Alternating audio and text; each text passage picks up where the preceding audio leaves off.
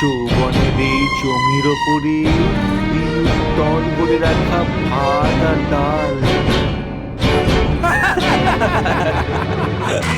নিজের বাপের সম্পত্তি ভেবেছিস নাকি? না না, তোমার বাবার তৈরি মাল। আজ আমরা সোহাগ রাত পালন করে নি, বরযাত্রীটা পরে নিয়ে আসবো। এই, চুপচাপ এখান থেকে কেটে পড়, না হলে তোর মুখে কালি লাগিয়ে আজকেই তোকে বরযাত্রী পাঠাবো।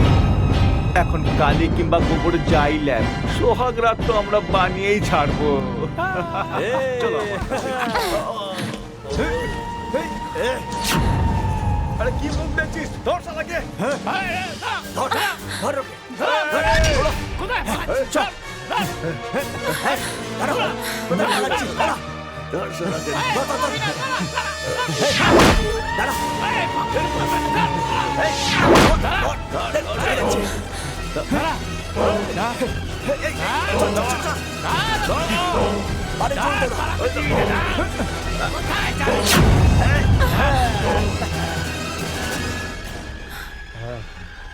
সামনে জল, পিছনে ভরা যৌবন, বেঁচে কোথায় পালাবে রানী?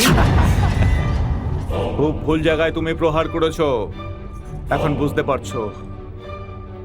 কিন্তু আমিও এমন জায়গায় প্রহার করব, হাত জন্ম ধরে ভুলতে পারবি না তুই। এই কুকুর, স্বপ্ন দেখিস না।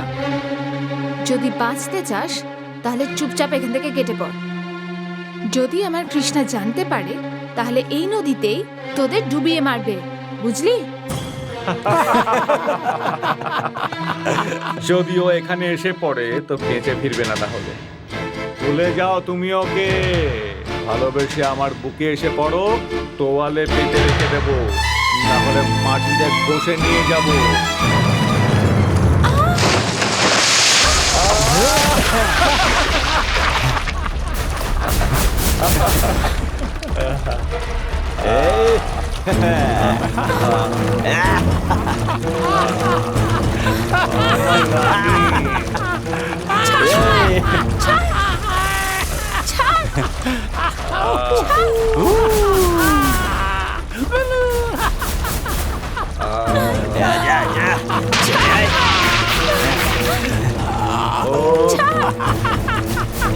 যা যা যা।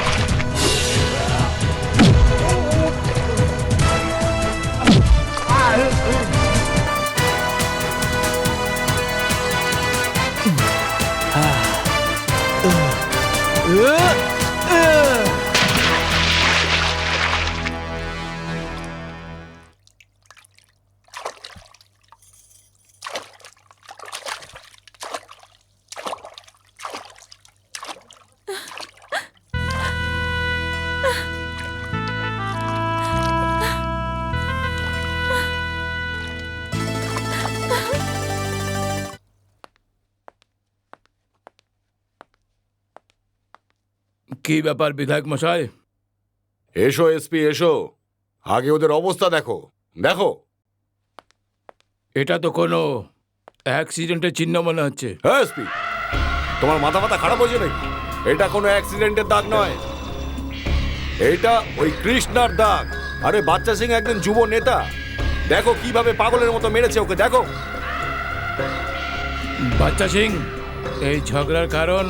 এই এসপি, আমি তোমাকে এখানে এইসব কারণ জিজ্ঞেস করার জন্য ডাকিনি। আরে আমি তো তোমায় কৃষ্ণার এই অশান্তি থেকে মুক্তি পাওয়ার জন্য তোমাকে এখানে ডেকেছি। কিন্তু এই পুলিশওয়ালা প্রশ্ন করবে না, না হলে তোমায় মারতে আমার সময় লাগবে না। কেন আমার উপর গরম হচ্ছ? তোমার সামনে আমি কৃষ্ণাকে ওয়ার্নিং দিয়েছি না? এই ওয়ার্নিং এর কথা ছাড়ো, আর ওর ওপর নকশালির কোনো একটা আরোপ লাগিয়ে ওকে গ্রেপ্তারির ব্যবস্থা করো। তারপরে আমি দেখছি ওর কত দম। বিধায়ক মশাই, কৃষ্ণা আনারি নয়, আইনের শতরঞ্জের বড় মহড়া আছে। ওকে যদি মিথ্যে কেসে ফাঁসাই, তাহলে আমার গলায় ফাঁসির ফান্দা পড়বে। অন্যায় আর পাক্কা সবুজ ছাড়া ওর বিরুদ্ধে আমি কোনো আইনি ব্যবস্থা নিতে পারবো না। পড়ুন।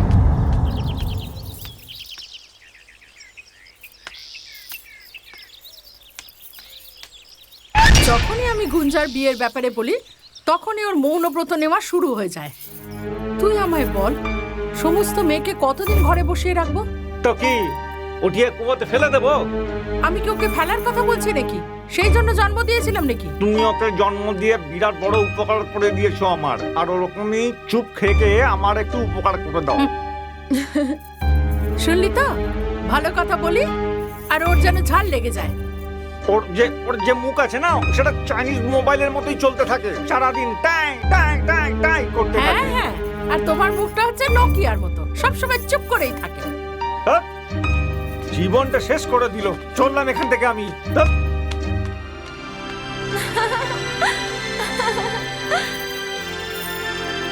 দেখলি তোর নাটকটা? একটুও চিন্তা ভাবনা কিচ্ছু করে না। তুই আমায় বল, আমি মেয়ে মানুষ হয়ে কোথায় এখন ছেলে খুঁজতে যাই? আরে আপনি কোথায় যাবেন? শুনুন, আমি বলছি, দেবরিয়া জেলায় আমার বোনের বিয়ে হয়েছিল। ওখানে যাদবদের অনেকগুলো গ্রাম আছে, যেমন মুরেরা, ভটজন্মাও, সাতরা, ময়েল, গাউচি। ওখানে এক সে এক ধনী পরিবার আছে। আপনি বললে আমি বিয়ের কথা বলি? না আকাশ থেকে বৃষ্টি পড়বে, না খেতে ফসল ফলবে। কাহা হলো ওই জাহানাবাদ, আর কোথায় দেবরিয়া? না না, এত দূরে আমি আমার মেয়ের বিয়ে দেব না। যাতায়াতের অবস্থা খারাপ হয়ে যাবে। ঠিক বলেছেন, একটা কাছাকাছিও ছেলে আছে, আপনি ওকে ভালো মতন জানেন। কে? আরে আমাদের কৃষ্ণা। কৃষ্ণা? তোর মাথাটা এক্কেবারে গেছে।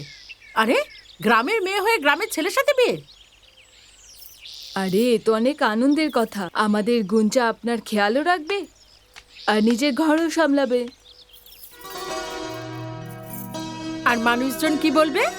আরে লোক কি বলবে? আর এটা তো কৃষ্ণের নিজের গ্রাম নয়, মামার ঘর। আর আজকাল তো দূর সম্পর্কেতে বিয়ে শাদী হয়। দেখো, কৃষ্ণা আর গুঞ্জা ছোটবেলার বন্ধু। ওদের বিয়ে হয়ে গেলে ওরা অনেক সুখী থাকবে।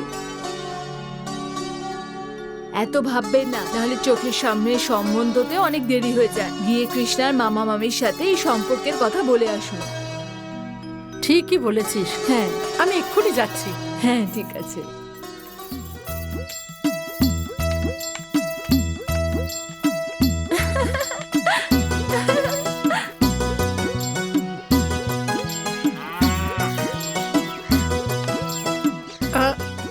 কৃষ্ণা আর গুঞ্জার বিয়েতে আমাদের কোনো আপত্তি নেই।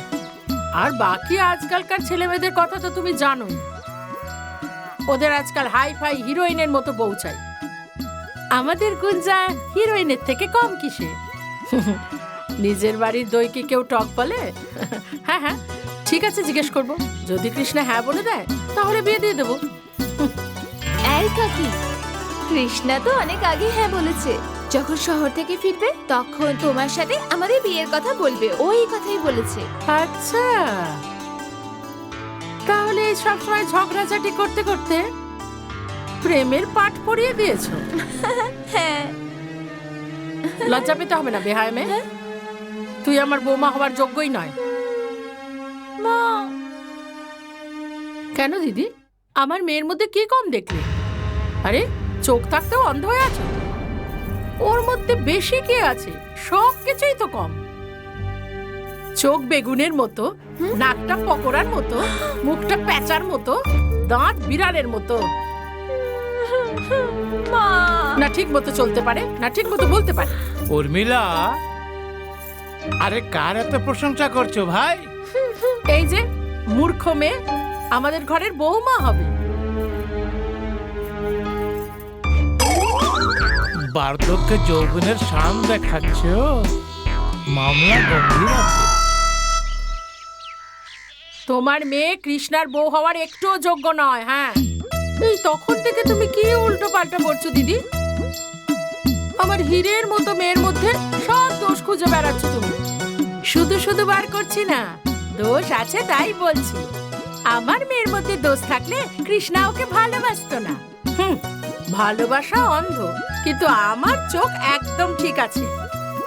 জানি ভালোবাসার হৃদয় ভাঙতে হয় না, তাই কৃষ্ণার খুশির জন্য ওর সব দোষ আমরা মাফ করে দিলাম।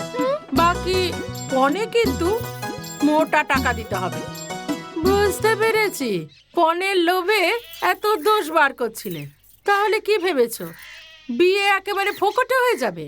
ছোট থেকে আজ অবধি কৃষ্ণাকে বড় করতে লাখ টাকা খরচ হয়েছে। হ্যাঁ, সুদে আসলে সব নিয়ে নেব। হ্যাঁ, 5 লাখ ক্যাশ লাগবে, 10 ভরি সোনা আর একটা বোলেরা গাড়ি। হ্যাঁ উর্মিলা, বোলেরা নয় বোলেরো হয়, বোলেরো।